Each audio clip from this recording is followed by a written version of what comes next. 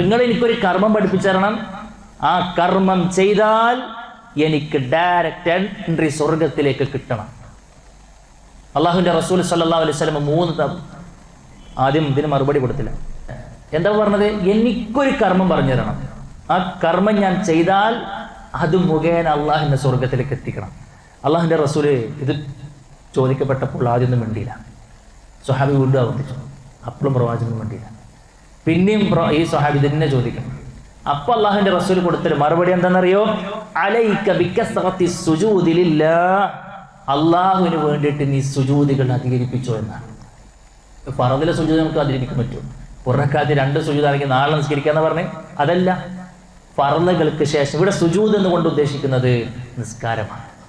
നിനക്ക് എത്രത്തോളം സുജൂദുകൾ അർപ്പിക്കാൻ കഴിയുമോ, ഫഇന്നക ലാ തസ്ജുദു ലില്ലാഹി സജ്ദതൻ ഇല്ലാ റഫഅക അല്ലാഹു ബിഹാ ദറജ.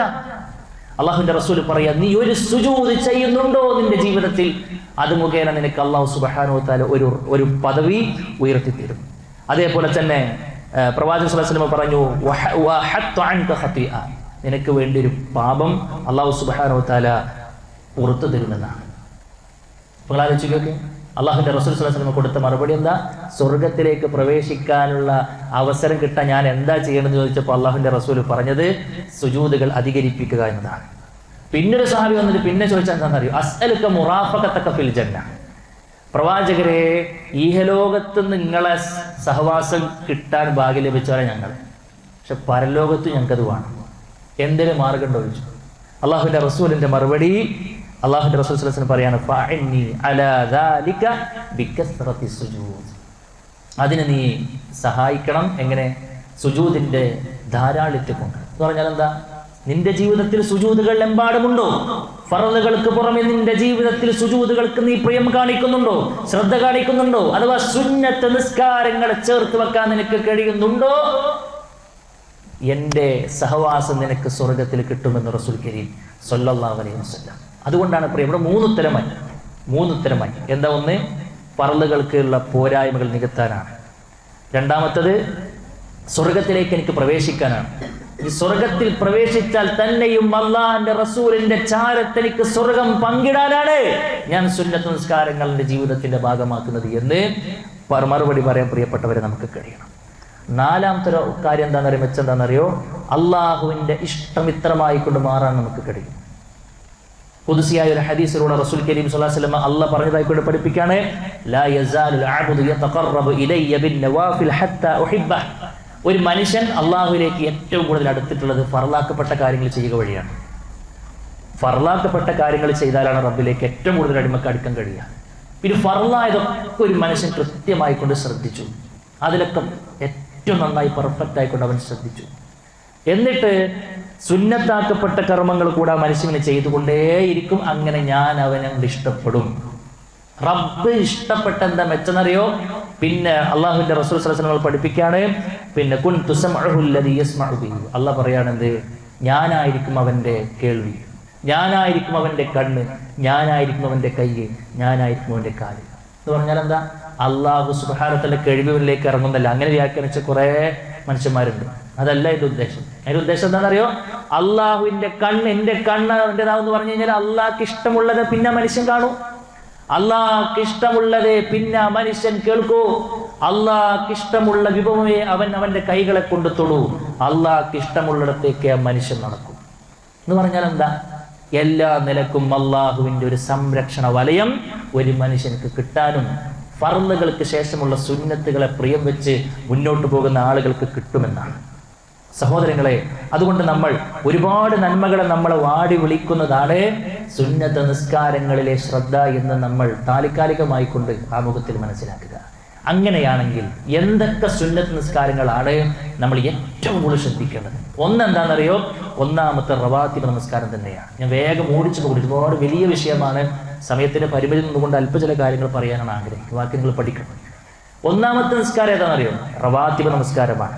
ഏതൊക്കെ റവാത്തിബ് നമസ്കാരം? റസൂൽ കരീം സ്വല്ലല്ലാഹു അലൈഹി വസല്ലം പറഞ്ഞു, ഫർളുകൾക്ക് മുൻപും ശേഷമായിക്കൊണ്ട് പ്രവാചകൻ പഠിപ്പിച്ച നിസ്കാരം. 12 റക്അത്ത് നിസ്കാരത്തെ കുറിച്ച് പറഞ്ഞു. ആരാണോ 12 റക്അത്ത് നമസ്കാരം സ്ഥിരമായിക്കൊണ്ട് ചെയ്യുന്നത്, അവന്റെ ജീവിതത്തിൽ ഫർള് നമ്മൾ കൊണ്ടെടുക്കണില്ല, എത്ര കൃത്യമായിട്ട് കൊണ്ടെടുക്കുന്നത്, അതുപോലെ ഫർളുകൾക്ക് അപ്പുറം ഇപ്പുറമുള്ള പ്രവാചകൻ സ്വല്ലല്ലാഹു അലൈഹി വസല്ലം പഠിപ്പിച്ച ആ നിസ്കാരം ആരാണോ കൊണ്ട് നടക്കുന്നത് ബുനിയ ലഹു ബൈത്തുൻ ഫിൽ ജന്ന, സ്വർഗ്ഗത്തിൽ ആ മനുഷ്യർക്ക് ഒരു വീട് നിർമ്മിച്ചു കൊടുക്കപ്പെടുമെന്നാണ്. 12 റക്അത്ത്. എപ്പോഴൊക്കെ? സുബഹിക്ക് മുമ്പ് 2, ളുഹറിന് മുൻപ് 4, ശേഷം 2, അതേപോലെ തന്നെ മഗ്രിബിനും ഇശായിനും ശേഷം 2. അങ്ങനെ 12 റക്അത്ത് നമസ്കാരങ്ങൾ. 12 റക്അത്ത് നമസ്കാരങ്ങൾ. അത് ജീവിതത്തിന്റെ ഭാഗമാക്കാൻ പ്രിയപ്പെട്ടവരെ നമുക്ക് കഴിയണം. അല്ലാഹുവിന്റെ റസൂൽ പറഞ്ഞു, റവാത്തിബ് നമസ്കാരങ്ങൾ നിങ്ങൾ പരമാവധി സല്ലു അയ്യുഹന്നാസ് ഫീ ബുയൂതികും, നിങ്ങളുടെ വീടുകളിൽ വെച്ച് പരമാവധി നിർവഹിക്കണമെന്നാണ്. ഫഇന്ന അഫ്ളല സ്വലാത്തിൽ മർഇ ഫീ ബൈതിഹി ഇല്ല സ്വലാത്തുൽ മക്തൂബ. കാരണം ഫർളല്ലാത്ത ബാക്കിയുള്ളതൊക്കെ വീട്ടിൽ വെച്ച് നിർവഹിക്കലാണ് ഒരു വിശ്വാസിക്ക് ഏറ്റവും കരണീയമായിട്ടുള്ളത് എന്നാണ്. പ്രിയപ്പെട്ടവരെ, സുബഹിന്റെ മുമ്പുള്ള 2 റക്അത്ത് ഓരോന്നിലേക്ക് നമുക്ക് വരാം. 12 റക്അത്താണ് നമ്മൾ പറഞ്ഞു. ഞാൻ 12 റക്അത്തിന് ഓരോന്നിനും കിട്ടുന്ന മെച്ചവും അല്ലാഹുവിന്റെ റസൂൽ നമ്മളെ പഠിപ്പിച്ചു. അതിൽ ഏറ്റവും ടോപ്പ് ഏതാ അറിയോ? സുന്നത്ത് നിസ്കാരങ്ങളുടെ കൂട്ടത്തിൽ ഏറ്റവും പ്രധാനപ്പെട്ടതാണ് സുബഹിക്ക് മുമ്പുള്ള 2 റക്അത്ത് നമസ്കാരം. സുബഹിക്ക് മുമ്പുള്ള 2 റക്അത്ത് നമസ്കാരം. റക്അത്തുൽ ഫജ്രി ഖൈറു മിനദ് ദുനിയ വമാ ഫിഹാ. അല്ലാഹുവിന്റെ റസൂൽ പറയാ, ദുനിയാവും അതിലുള്ളത് മുഴുവനും നിങ്ങൾക്ക് കിട്ടുന്നതിനേക്കാൾ മെച്ചമാണ്, നിങ്ങൾക്ക് ഖൈറാണെന്ന് പറയാം. അതിന്റെ പ്രതിഫലം എന്താണ് അങ്ങനെ പറഞ്ഞറിയോ? ഈ 2 റക്അത്ത് നിസ്കരിച്ചതിന്റെ പ്രതിഫലം നാളെ പരലോകത്തെടുത്തു കൊടുക്കുമ്പോ, ഇഹലോകത്ത് ദുനിയാവ് മുഴുവനും എഴുതി കൊടുക്കുമ്പോൾ നമ്മുടെ മനസ്സിലേക്ക് വരുന്നൊരു സന്തോഷത്തിന്റെ ഒരു ഗ്രാഫ് ഉണ്ട്, സന്തോഷത്തിന്റെ ഒരു അവസ്ഥ ഉണ്ട്. അതിനേക്കാൾ സന്തോഷിക്കുവാനുള്ള വകയുണ്ടാകുമെന്നാണ് 2 റക്അത്ത്. അല്ലാഹുവിന്റെ റസൂൽ സല്ലല്ലാഹു അലൈഹി വസല്ലമ ഒരിക്കൽ പോലും അത് ഒഴിവാക്കിയിട്ടുണ്ടായിരുന്നില്ല എന്നാണ്. നമ്മുടെ ഉമ്മ പറയുന്നുണ്ട്, ലം യകുനി നബി സല്ലല്ലാഹു അലൈഹി വസല്ലം അലാ ഷൈഇൻ മിനൻ നവാഫിൽ അശദ്ദ മിൻഹു തആഹുദൻ അലാ റക്അത്തൈൽ ഫജ്ർ. ഈ സുബഹിന്റെ മുമ്പുള്ള 2 റക്അത്തിനെ പ്രവാചകൻ സല്ലല്ലാഹു അലൈഹി വസല്ലം ശ്രദ്ധിച്ചതുപോലെ വേറൊരു നിസ്കാരത്തെ ശ്രദ്ധിച്ചിട്ടില്ല എന്നാണ്. സുന്നത്ത് നിസ്കാരങ്ങളുടെ കൂട്ടത്തിൽ അത് നഷ്ടപ്പെടുമോ, അതെന്താവും എന്നുള്ളൊരു പേടിയും ബേജാറും പ്രവാചകൻ ഏറ്റവും കൂടുതൽ കാണിച്ചിട്ടുള്ളത് സുബഹിന്റെ മുമ്പുള്ള 2 റക്അത്തിലാണെന്നാണ്. യാത്രയിൽ പോലും അല്ലാഹുവിന്റെ റസൂൽ സല്ലല്ലാഹു അലൈഹി വസല്ലം അത് നിർവഹിക്കുമായിരുന്നു എന്നാണ്. ഒരിക്കൽ ഒരു യാത്രക്ക് പ്രവാചകൻ സല്ലല്ലാഹു അലൈഹി വസല്ലം ഒരു സ്വഹാബിയെ യാത്രക്ക് പോണ സമയത്ത് വിളിക്കാൻ വേണ്ടി പറഞ്ഞു. സുബഹിന്റെ സമയത്ത് എണീപ്പിക്കാൻ വേണ്ടി പറഞ്ഞിരുന്നു. എല്ലാവരും യാത്രയുടെ ശക്തമായ ക്ഷീണം കൊണ്ടുകൊണ്ട് ഉറങ്ങിപ്പോയി. സൂര്യൻ ഉദിച്ചിട്ടാണ് അള്ളാഹുവിന്റെ റസൂലും സ്വഹാബത്തും എണീക്കുന്നത്. പ്രവാചകൻ സ്വല്ലല്ലാഹു അലൈഹി വസല്ലം എന്താ ചെയ്തെന്നറിയോ?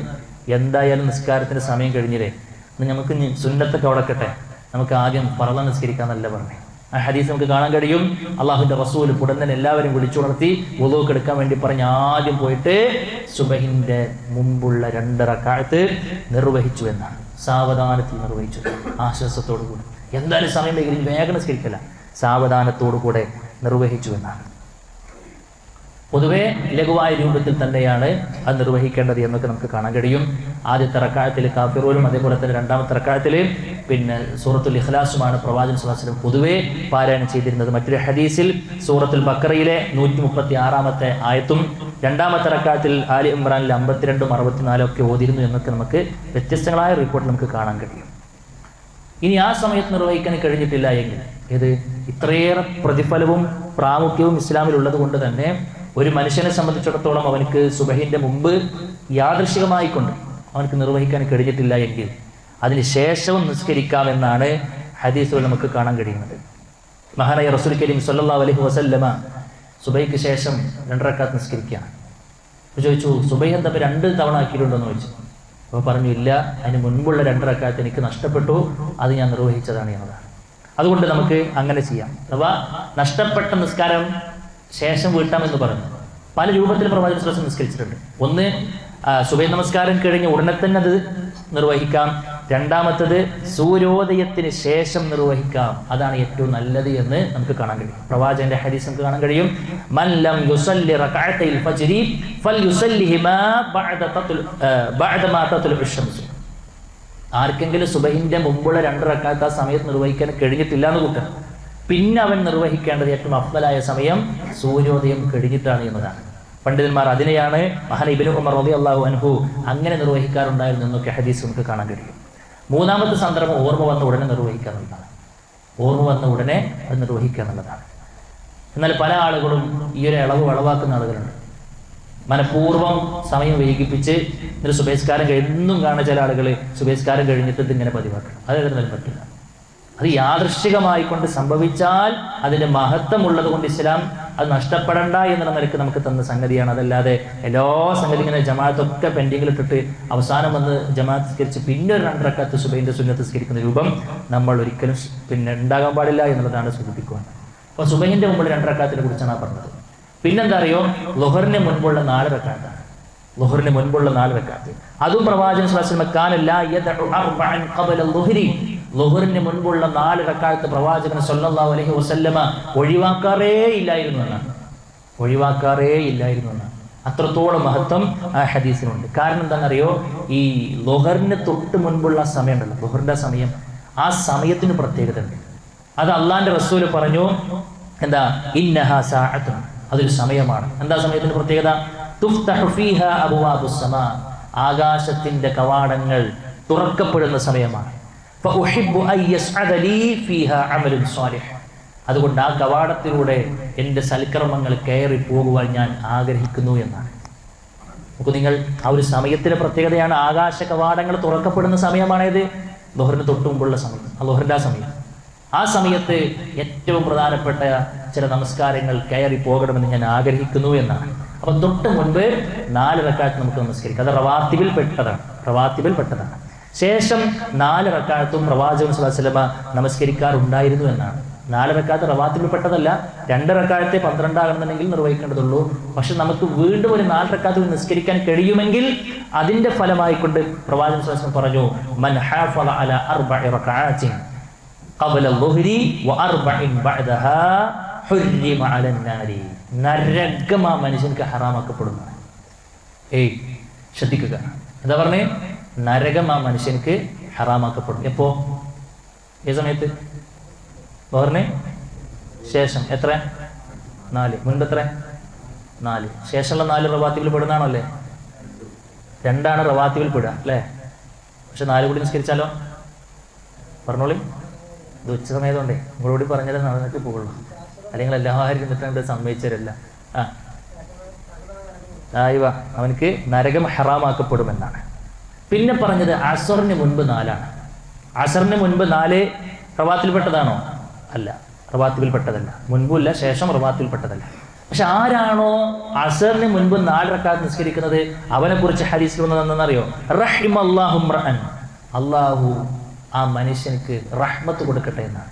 അള്ളാഹുവിന്റെ സ്പെഷ്യൽ റഹ്മത്ത് കിട്ടുവാൻ ളുഹർ അസറിന് മുൻപുള്ള 4 റക്അത്ത് നമുക്ക് യോഗ്യമാക്കുമെന്നാണ്. സല്ലൽ ഖബല അസ്രി 4. അപ്പൊ അസറുമായി ബന്ധപ്പെട്ട് റവാത്തിബിൽ പ്രത്യേകം പണിയിട്ടില്ല, എന്നാൽ ഒരു 4 റക്അത്ത് നിസ്കാരം പ്രവാചകൻ നിസ്കരിച്ചിട്ടുണ്ടായിരുന്നു. എന്താ അതിന്റെ മെച്ചമെന്ന് ചോദിച്ചാൽ നമ്മൾ പറയണം, അള്ളാഹുവിന്റെ റഹ്മത്ത് കിട്ടുവാൻ അത് പര്യാപ്തമാണ് എന്നാണ്. പിന്നെ മഗ്രിബിന് മുൻപ് 2 റക്അത്ത്, അത് റവാത്തിബിൽ പെടുമോ? മഗ്രിബിന് മുൻപുള്ള 2 റക്അത്ത് റവാത്തിബിൽ പെടുമോ? ഇല്ല, റവാത്തിബിൽ പെടുന്നത് മഗ്രിബിന് ശേഷമാണ്. പക്ഷെ ഈ 2 റക്അത്ത് പ്രവാചകൻ സ്വല്ലല്ലാഹു അലൈഹി വസല്ലം എപ്പോഴും പറയാറുന്ന സംഗതിയായിരുന്നു. ബൈന കുല്ലി അദാനൈനി സ്വലാത്തുൻ, ബൈന കുല്ലി അദാനൈനി സ്വലാത്തുൻ, ബൈന കുല്ലി അദാനൈനി സ്വലാത്തുൻ ലിമൻ ഷാ. 3 തവണ പ്രവാചകൻ ആവർത്തിച്ചു. 2 അദാനുകൾക്കിടയിൽ നിസ്കാരമുണ്ട്. ഒന്നാമത്തെ അദാൻ ബാങ്കാണ്, രണ്ടാമത്തത് ഇഖാമത്താണ്, അതിനിടയിൽ നമസ്കാരമുണ്ട്. പ്രവാചകൻ സ്വല്ലല്ലാഹു അലൈഹി വസല്ലം പ്രത്യേകം മഗ്രിബിന്റെ വിഷയത്തിൽ പറഞ്ഞു, ഇത് ഏത് സമയത്തും പറ്റുട്ടോ, ഏത് ബാങ്കിന്റെ ഇഖാമത്തിനിടയിൽ നമുക്ക് എന്ത് വെക്കാം? നിസ്കരിക്കാം. പക്ഷെ മഗ്രിബിന്റെ വിഷയത്തിൽ അല്ലാഹുവിന്റെ റസൂൽ പറഞ്ഞു, സല്ലൂ ഖബലൽ മഗ്രിബ്, സല്ലൂ ഖബലൽ മഗ്രിബ്, സല്ലൂ ഖബലൽ മഗ്രിബ്. 3 തവണ അല്ലാഹുവിന്റെ റസൂൽ ആവർത്തിച്ചു. കൂട്ടരെ, നിങ്ങൾ മഗ്രിബിന്റെ മുൻപ് 2 റക്അത്ത് നിസ്കരിക്കണം. പിന്നെ പ്രവാചകൻ പറഞ്ഞു ലിമൻ ഷാ, ഉദ്ദേശിക്കുന്ന ആളുകൾക്ക് എന്ന് പറഞ്ഞു. കാരണം ആ പ്രവാചകന്റെ വാക്ക് കണ്ടിട്ട് ഞാൻ നിർബന്ധാന്ന് കരുതിയിട്ടാണ് ആ പറഞ്ഞത്. പക്ഷെ പ്രവാചകൻ എന്തിനാ 3 തവണ ആവർത്തിച്ചത്? അതിന്റെ മെച്ചുള്ളത് കൊണ്ടാണ്. സ്വഹാബത്ത് അത് അങ്ങനെയാണ്ട് ഏറ്റെടുത്തു. അള്ളാഹുവിന്റെ റസൂൽ എന്തെങ്കിലും പറയാൻ വേണ്ടി കാത്തിക്കാണേ സ്വഹാബത്ത് അത് ഏറ്റെടുത്തു. ആ സ്വഹാബത്ത് എത്രത്തോളം അത് നിർവഹിച്ചു ചോദിച്ചു കഴിഞ്ഞാൽ ഹദീസിലെ പ്രയോഗം നമുക്ക് കാണാൻ കഴിയും. പൊടുന്നനെ ആരെങ്കിലുമൊക്കെ മഗ്രിബ് കൊടുത്തിട്ടുണ്ട്, പെട്ടെന്ന് പള്ളിയിലേക്ക് വന്നു കഴിഞ്ഞാൽ പടച്ചോനെ ജമാഅത്ത് കഴിഞ്ഞാണ്ടല്ലേ നമ്മളെ 2 റക്അത്ത് റവാത്ത് നിസ്കരിക്കാൻ എല്ലാവരും കൂടെ നീക്കല്, എല്ലാവരും നിസ്കരിച്ചിട്ടല്ലേ പോകുള്ളൂ അല്ലേ എന്നതുപോലെ തോന്നിപ്പോയിരുന്നു എന്നുള്ളതാണ്. പക്ഷെ ആ 2 റക്അത്ത് ഏതാ? ആ 2 റക്അത്ത് അവർ നിസ്കരിച്ചത് മഗ്രിബിന് തൊട്ട് മുമ്പുള്ളത്. അത് സമയമൊക്കെ ഉണ്ടായിട്ടും അതൊക്കെ ഒഴിവാക്കുന്ന ഒരു അവസ്ഥ നമുക്ക് ഉണ്ടാകാൻ പാടില്ല. ചില പള്ളികളിൽ കാണാൻ പറ്റും, മഗ്രിബ് ബാങ്ക് കൊടുക്കുന്നു നേരെ ഇഖാമത്തിലേക്ക്. പറ്റൂല. ഒരു സുന്നത്തിനെ ജീവിപ്പിക്കാൻ വിടാതിരിക്കുകയാണ് ചെയ്യുന്നത്. അത് പറ്റൂല. ബാങ്ക് കഴിഞ്ഞ് നിസ്കരിക്കട്ടെ, നിസ്കരിക്കുന്ന ആൾ നിസ്കരിക്കട്ടെ. ഒരു 2 റക്അത്ത്, ഒരു 2-3 മിനിറ്റെങ്കിലൊക്കെ ആ 2 റക്അത്ത് നിസ്കരിക്കാനുള്ള ഒരു സമയം അവിടെ കൊടുത്തിട്ടാണ് നമ്മൾ എന്താക്കേണ്ടത്, മഗ്‌രിബിന്റെ സമയം നമ്മൾ പിന്നെ സെറ്റ് ചെയ്യേണ്ടത് എന്നുള്ളതാണ് ആ വിഷയവുമായി ബന്ധപ്പെട്ട് സൂചിപ്പിക്കുവാനുള്ളത്. പിന്നെ ശേഷം 2 റക്അത്ത്, അത് റവാത്തിബിൽപ്പെട്ടതാണ്. ആ റവാത്തിബിൽപ്പെട്ട 2 റക്അത്ത് നിസ്കരിക്കുന്ന ആൾക്ക് എന്താ കിട്ടുക? എന്താ കിട്ടുക? എന്താ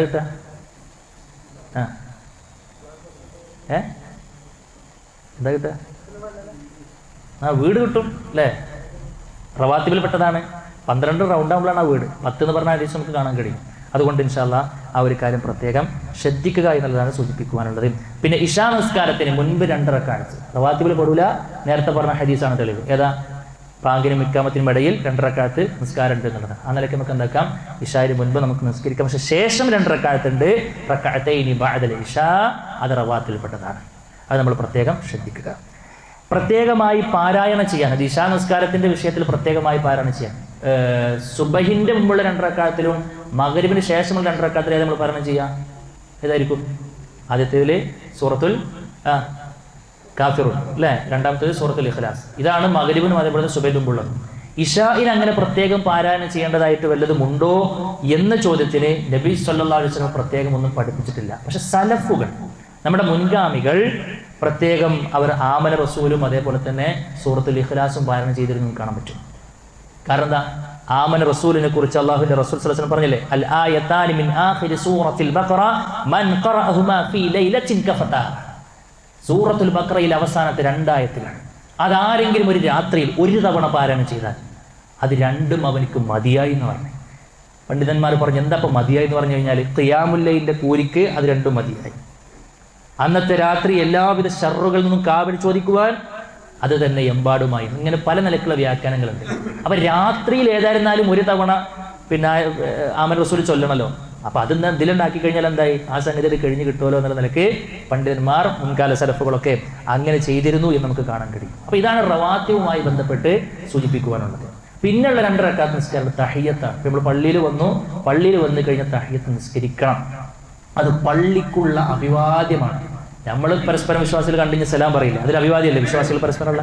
എന്നാൽ അള്ളാഹിന്റെ പള്ളിക്ക് വന്നു കഴിഞ്ഞാൽ അവിടെയുള്ളൊരു അഭിവാദ്യമാണ് യഥാർത്ഥത്തിൽ എന്ത്, 2 റക്അത്ത് തഹിയ്യത്ത് നമസ്കാരം എന്ന് നമുക്ക് കാണാൻ കഴിയും. ഇദാ ദഖല അഹദുകുൽ മസ്ജിദ ഫൽയർകഅ റക്അതൈൻ ഖബ്ല അൻ യജ്ലിസ. ഇരിക്കുന്നതിന് മുൻപ് അവൻ 2 റക്അത്ത് നിസ്കരിക്കട്ടെ എന്നാ പറഞ്ഞത്. ഒരു കൽപ്പനാ രൂപത്തിലാണ് പറഞ്ഞത്. അള്ളാഹുവിന്റെ റസൂല് മിമ്പറിൽ നിന്ന് ഖുത്ബ പറയാ, ജുമഅക്ക് ഖുത്ബ പറയാ. സ്വഹാബി ഖുത്ബ കിട്ടാൻ വേണ്ടി വേഗം ഒന്ന് കെട്ടിരുത്തരുന്നു. പ്രവാചകൻ ഖുത്ബ നിർത്തി, എണീക്ക് പറഞ്ഞു അങ്ങോട്ട് എണീപ്പിച്ച് 2 റക്അത്ത് നിസ്കരിച്ചിരിക്കുക പറഞ്ഞു. അതെന്തേ? തഹിയ്യത്താണ്. അതാ പഠിപ്പിക്കുകയാണ്. സുന്നത്തുകളുടെ കൂട്ടത്തിലെ വാജിബായ നിസ്കാരം എന്നാണ് പണ്ഡിതന്മാർ ഈ വിഷയവുമായി ബന്ധപ്പെട്ട് നമ്മളെ പഠിപ്പിക്കുന്നത് എന്നുള്ളത് നമ്മൾ വളരെ ഗൗരവത്തിൽ മനസ്സിലാക്കണം എന്നുള്ളതാണ് സൂചിപ്പിക്കുന്നത്. അതുകൊണ്ട് നമ്മൾ ഇത്തരം നിസ്കാരത്തിലൊക്കെ വളരെ ഗൗരവത്തിൽ കാണണം. അപ്പം എത്ര നിസ്കാരം നമ്മൾ പറഞ്ഞത്? 1 റവാത്തിബ് നിസ്കാരം അല്ലേ, 12 റക്അത്ത്. അതല്ലാത്ത കാര്യങ്ങൾ നമ്മൾ പറഞ്ഞു. പിന്നെ നമ്മൾ പറഞ്ഞത് തഹിയ്യത്താണ്. പിന്നെ ഒരു വിശ്വാസിക്ക് ഒരു ദിവസത്തിൽ കൊണ്ടുവരാൻ കഴിയുന്ന മറ്റൊരു പ്രധാനപ്പെട്ട സുന്നത്ത് നിസ്കാരമാണ് ളുഹാ നമസ്കാരം എന്ന് പറയുന്നത്. ളുഹാ നമസ്കാരം സൂര്യൻ ഉദിച്ച് ഏകദേശം ഒരു 10-15 മിനിറ്റ് കഴിഞ്ഞിട്ട് നമുക്ക് തുടങ്ങാവുന്ന അതിൻ്റെ സമയം തുടങ്ങുകയാണ്. പിന്നെ ഒരു ലൊഹറിൻ്റെ ബാങ്ക് കൊടുക്കുന്ന ഒരു 10-15 മിനിറ്റ് ഇപ്പുറത്തേക്ക് അതിൻ്റെ സമയം എന്താകും, അവസാനിക്കും എന്നുള്ളതാണ്. സുഹൃത്തുക്കളെ, എന്താണ് അപ്പോൾ അതിൻ്റെ ബെനിഫിറ്റ് അറിയുന്നത്? അള്ളാഹുവിന്റെ റസൂലിന്റെ ഹദീസിൽ നമുക്ക് കാണാൻ കഴിയും, നമ്മുടെ ശരീരമാകുന്ന എണ്ണിത്തിട്ടപ്പെടുത്താൻ കഴിയാത്ത അനുഗ്രഹത്തിന്റെ കലവറ റഹ്മാനായ റബ്ബ് നമുക്ക് സമ്മാനിച്ചതിന് ഒരു നന്ദിയാണത് എന്നാണ്. നമ്മുടെ ശരീരത്തിന് 300 ചില്ലാനം ജോയിന്റുകളുണ്ട്. ഓരോ ജോയിന്റുകൾക്കും അള്ളാഹുവിന് സ്വതക്ക കൊടുക്കാൻ നാം ബാധ്യസ്ഥരാണ് അല്ലേ? പക്ഷെ എന്നും അത് നമുക്ക് ചെയ്യാൻ പറ്റും. ഈ ജോയിന്റുകളെ കൊണ്ടൊക്കെ അള്ളാഹുവിന്റെ മാർഗത്തിൽ ധർമ്മം ചെയ്യാനുള്ളത് നമുക്ക് ചെയ്യാൻ പറ്റുന്ന കാര്യമില്ല, എപ്പോഴും കഴിഞ്ഞോളന്നുണ്ടാവില്ല. പക്ഷെ അള്ളാഹുവിന്റെ റസൂൽ പറയാണ്, പക്ഷെ ആ ശരീരമാകുന്ന ആ അനുഗ്രഹത്തിന് നന്ദി കാണിച്ചവനായിക്കൊണ്ട് അള്ളാഹു സുബ്ഹാനഹു വ തആല അവനെ സ്വീകരിക്കുവാൻ പര്യാപ്തമാണ് ളുഹയുടെ സമയത്ത് അവർ നിർവഹിക്കുന്ന 2 റക്അത്ത് നിസ്കാരം എന്നാണ്. 2 റക്അത്ത് നിസ്കാരം. അപ്പൊ എന്തിനാ ളുഹ നിസ്കരിക്കാൻ നമ്മൾ ചോദിച്ചാൽ എന്താ മറുപടി പറയാം? ളുഹങ്ങൾ എന്തിനാ നിസ്കരിക്കുന്ന നമ്മൾ എന്താ മറുപടി പറയാം? അത് സുന്നത്തല്ലേന്നല്ല. എന്താ മറുപടി? അള്ളാഹു സുബ്ഹാനഹു വ തആല നമുക്ക് നൽകിയ ഈ ശരീരമാകുന്ന അനുഗ്രഹത്തിനുള്ള വലിയ നന്ദിയാണ് അല്ലേ? ഒരു ചെറിയൊരു ഒരു ഹോർമോൺ വ്യതിയാനം ഉണ്ടായപ്പോഴാണ് 18 കോടി പിരിക്കേണ്ടി വന്നില്ലേ? ആലോചിക്കുക. ഈ കണ്ണാട് പടച്ചും തിരിച്ചെടുത്ത് നമ്മുടെ അവസ്ഥ എന്താ? ഈ കാതല് തിരിച്ചെടുത്ത് കഴിഞ്ഞാൽ നമ്മുടെ അവസ്ഥ എന്താ അല്ലേ? ആലോചിക്കുക. കാതിൻ്റെ അടുത്ത് പോയി. അപ്പം എൻ്റെ ഒരു യാത്രയിൽ നമ്മുടെ കൂടെ ഉണ്ടായിരുന്നൊരു സുഹൃത്ത്, അത് ഈ കാതിൽ ഈ മെഷീൻ വെക്കുന്ന ആളാണ്. അപ്പോൾ രാത്രി ഉറങ്ങി നീറ്റ സമയത്ത് അദ്ദേഹം അവിടെ മാറ്റിച്ചിരിക്കുകയാണ്. ഞാനിങ്ങനെ ബോധ്യപ്പെട്ട സംഭവം പറയാം, പെട്ടെന്ന് മനസ്സിലൊന്ന് പറയണം. അപ്പം ഞാൻ ഇത്ര അടുത്തുനിന്ന് മൂപ്പരെ വിളിക്കുന്നുണ്ട്, നിങ്ങളിരിക്കുന്നതിനേക്കാളും അടുത്തുനിന്ന് ഞാൻ വിളിക്കണം, മൂപ്പരെ പേര് വിളിച്ച് വിളിക്കുന്നുണ്ട്. ആ സാധു തിരിഞ്ഞു നോക്കണില്ല, തിരിഞ്ഞു നോക്കാൻ കഴിയണില്ല. കാരണം എന്താ? മെഷീൻ ഉരിക്കുകയാണ്. അതൊക്കെ എത്ര ഞാൻ ആലോചിച്ച് പടച്ചെനിക്ക് എന്താണ് ഇപ്പം നമുക്ക് കിട്ടിയ ദുരിപ്പം അല്ലേ? ഇതൊക്കെ നന്ദി വേണ്ടേ കൂട്ടരെ? നന്ദി വേണ്ടേ? ഒരു ദിവസം എൻ്റെ ശരീരമാകുന്ന അനുഗ്രഹത്തെ ഞാൻ നന്ദി കാണിച്ചിട്ടുണ്ട്. അതിന് പ്രത്യേകിച്ച് ഒരു ചെലവില്ല. 2 റക്അത്ത് ളുഹന്റെ സമയത്ത് നിസ്കരിക്കാന്നാണ് പ്രവാചകൻ സ്വല്ലല്ലാഹു അലൈഹി വസല്ലം വീണ്ടും പറഞ്ഞു. നിസ്കരിച്ചു കഴിഞ്ഞാൽ അമ്മക്കനാണ് മെച്ചം, നിസ്കരിച്ചു കഴിഞ്ഞാൽ അമ്മക്കന് മെച്ചം.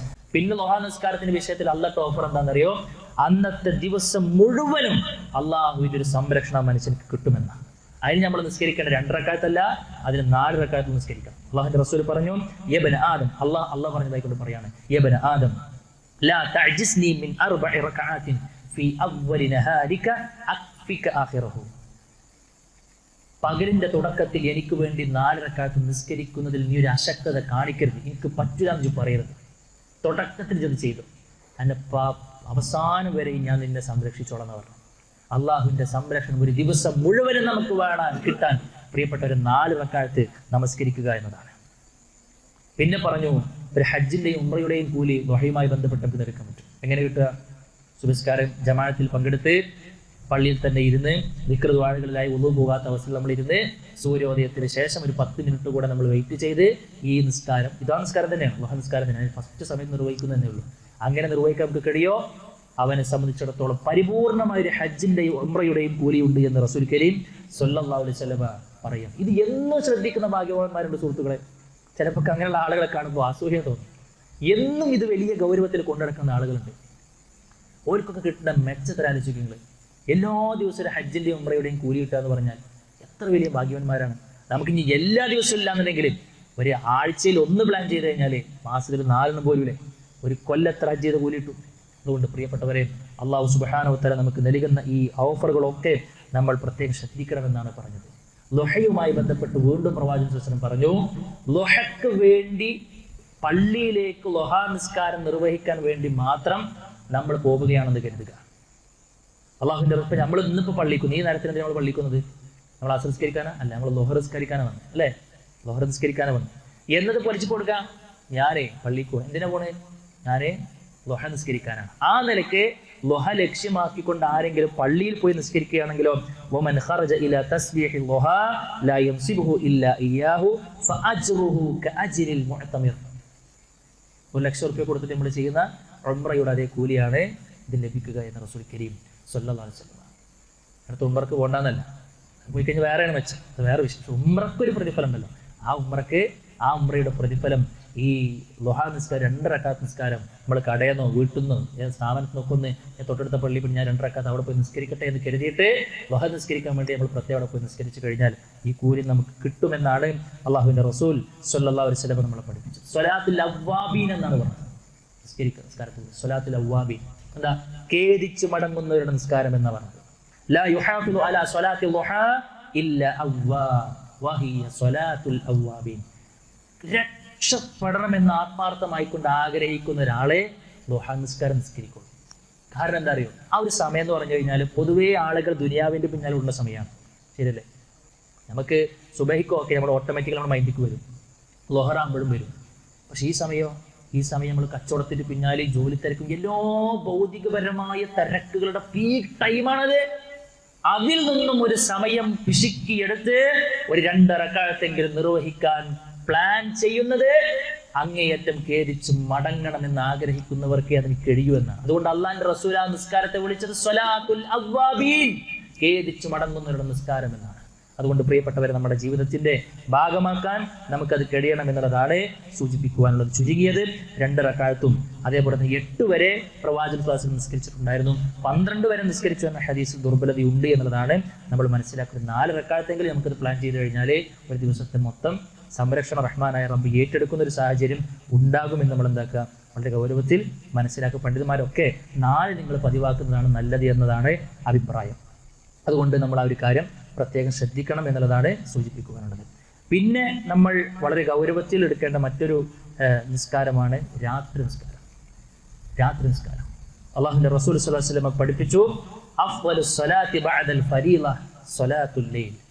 ഫർള് നമസ്കാരങ്ങൾക്ക് ശേഷം ഏറ്റവും ശ്രേഷ്ഠതയുള്ള സുന്നത്താക്കപ്പെട്ട നിസ്കാരം എന്ന് പറഞ്ഞാൽ അത് രാത്രിയിലെ നിസ്കാരമാണ്.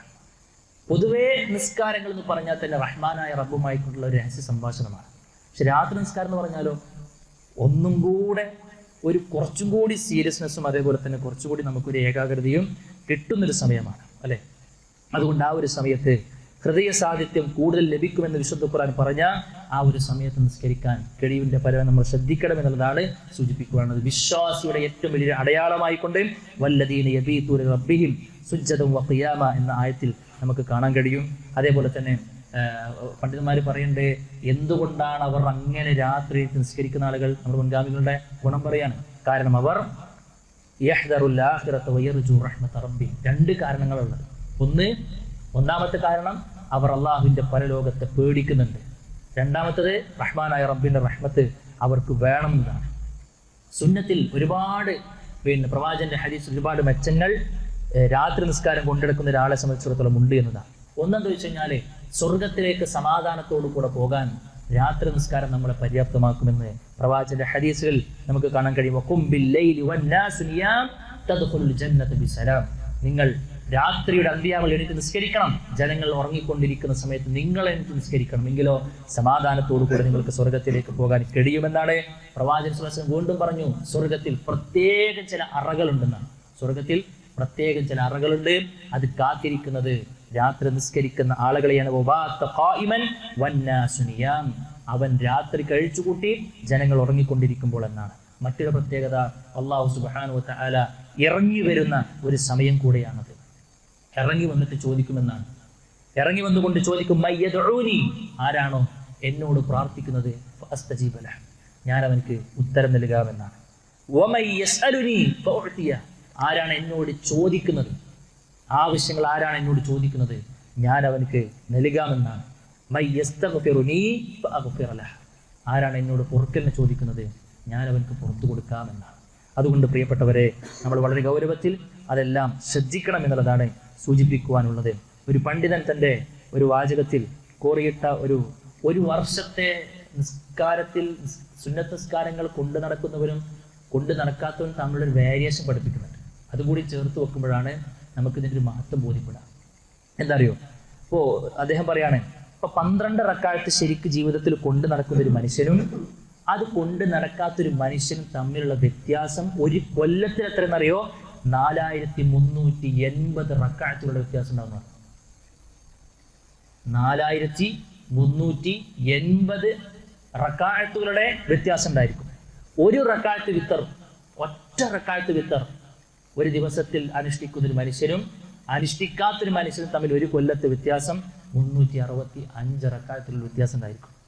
2 റക്അത്ത് മിനിമം ളുഹ നിസ്കരിക്കുന്ന ഒരു മനുഷ്യരും അതില്ലാത്ത ആളും തമ്മിൽ 730ഓളം വരുന്ന റക്അത്തുകളുടെ വ്യത്യാസം ഉണ്ടാവുന്നതാണ്. അപ്പൊ ഈ ഒരു 2-3 നിസ്കാരം മാത്രം എടുത്ത് പരിശോധിക്കുമ്പോൾ 5475 റക്അത്തുകളുടെ വ്യത്യാസം ഇത് നിർവഹിക്കുന്ന ഒരാളും അതിനെ അവഗണിച്ച ഒരാൾക്കും ഇടയിൽ ഉണ്ടാകുമെന്നാണ്. ഇനി നിങ്ങൾ ഒന്നുകൂടി ആലോചിക്കണം. അദ്ദേഹം പറയാണ് 5475 റക്അത്തുകൾ എന്ന് പറഞ്ഞാൽ എന്തായി? ഫോട്ടോ നമുക്ക് പിന്നെടുക്കാം. പിന്നെ 5475 റക്അത്തുകൾ എന്ന് പറഞ്ഞു കഴിഞ്ഞാൽ എത്ര സുജൂദായി? ഒരു റക്അത്തിൽ 2 സുജൂദ് അല്ലേ? അപ്പൊ എത്രയായി? 10,000 ചില്ലാനം സുജൂദുകളുടെ വ്യത്യാസം. ഒരു സുജൂദിനെ കുറിച്ചാണ് ഞാൻ കഴിഞ്ഞ ഹദീസിൽ പറഞ്ഞത്. എന്ത്? ഒരു സുജൂദ് നിർവഹിക്കുമ്പോൾ നിങ്ങൾക്ക് അള്ളാഹുവിന്റെ പക്കൽ നിന്നും എത്ര ദറജ? 1 ദറജ കിട്ടുകയാണ്. അപ്പൊ 3 സുന്നത്ത് നിസ്കാരത്തെ കുറിച്ചാണ് ഇപ്പൊ പറഞ്ഞത്.